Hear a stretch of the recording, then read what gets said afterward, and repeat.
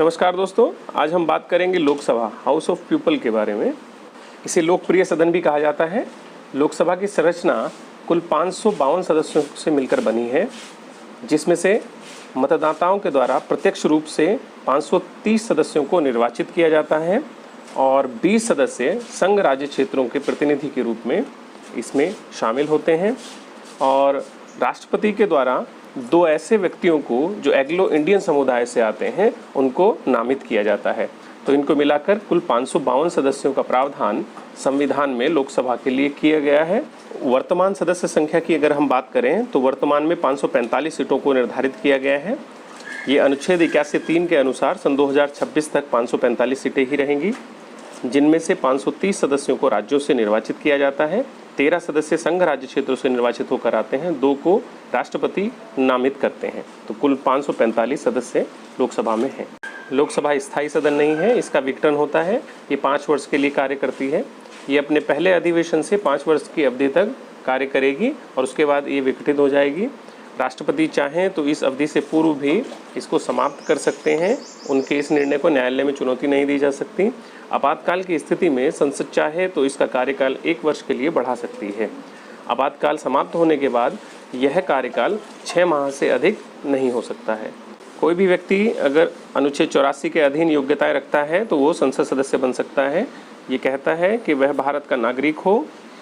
Number 2, Lok Sabha के लिए कम से कम 25 वर्ष की आयु पूर्ण कर चुका हो। नंबर 3, वह संसद द्वारा बनाई गई अन्य योग्यताएं रखता हो। और नंबर 4, निर्वाचन आयोग द्वारा प्राधिकृत किसी व्यक्ति के समक्ष तीसरी अनुसूची में दिए हुए प्रावधानों के अनुसार शपथ उसने ग्रहण की हो, तो वह व्यक्ति लोकसभा का सदस्य बन सकता है। सदस्यों की निरर्हता की यदि बात करें तो संविधान का अनुच्छेद 102 इस विषय में प्रावधान करता है, यदि कोई व्यक्ति भारत सरकार अथवा किसी राज्य सरकार के अधीन कोई लाभ का पद धारण करता है, अर्थात सरकारी सेवा में है, तो वह व्यक्ति आवेदन नहीं कर सकता। नंबर 2, यदि कोई व्यक्ति विकृतचित्त और न्यायालय के द्वारा ऐसी घोषणा उसके विषय में की गई है कि वह विकृतचित्त है, आवेदन नहीं कर सकता है। यदि वह अनुमोचित दिवालिया है तो आवेदन नहीं कर सकता है। और यदि वह भारत का नागरिक नहीं है या किसी विदेशी देश के प्रति अपनी श्रद्धा रखता है या उसने स्वेच्छा से किसी देश की नागरिकता को ग्रहण कर लिया है, तो वह व्यक्ति लोकसभा के लिए आवेदन नहीं कर सकता है। और यदि वह संसद द्वारा बनाई गई किसी विधि द्वारा निरर्ह घोषित कर दिया जाता है। संसद ने जनप्रतिनिधि अधिनियम 1951 में विभिन्न निरर्हताओं को बताया है। इन सब पर राष्ट्रपति का फैसला अंतिम होता है। राष्ट्रपति निर्वाचन आयोग से परामर्श करके और अंतिम निर्णय लेता है। यदि दल बदल के आधार पर भी सदस्य अपनी सदस्यता खो देता है तो वह लोकसभा का सदस्य नहीं रहता। लोकसभा के पास जो शक्तियां हैं और जो कार्य हैं उनको मुख्य रूप से 3 भागों में बांटा जा सकता है। पहली विधायी शक्तियां, दूसरी वित्तीय शक्तियां और तीसरी कार्यपालिका पर नियंत्रण स्थापित करने की शक्तियां। तो विधायी शक्तियों की यदि हम बात करें तो प्रत्येक विधेयक को विधि बनने से पूर्व लोकसभा की स्वीकृति लेना अनिवार्य रूप से आवश्यक है।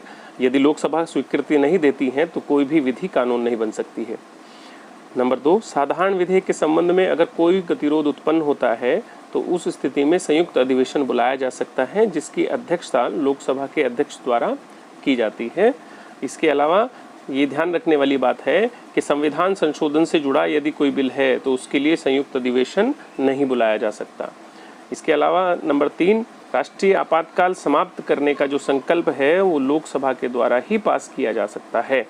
यदि लोकसभा उसको पास नहीं करती तो राष्ट्रीय आपातकाल की घोषणा लागू ही रहेगी। अब हम बात करते हैं वित्तीय शक्तियों के बारे में।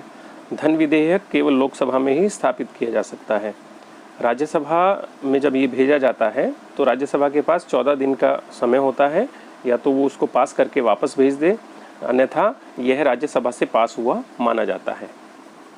कोई विधेयक धन विधेयक है या नहीं, इसका निर्धारण लोकसभा के अध्यक्ष के द्वारा किया जाता है। यदि वह बिल पर साइन कर देते हैं तो वह धन विधेयक बन जाता है।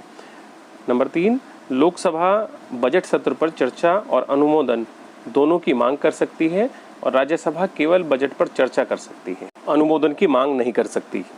निम्न शक्तियों के आधार पर लोकसभा अपना नियंत्रण कार्यपालिका पर रखती है। संघीय कार्यपालिका लोकसभा के प्रति उत्तरदायी होती है। सरकार के मंत्रीगण तभी तक अपने पद पर बने रह सकते हैं जब तक उन्हें लोकसभा का विश्वास प्राप्त है।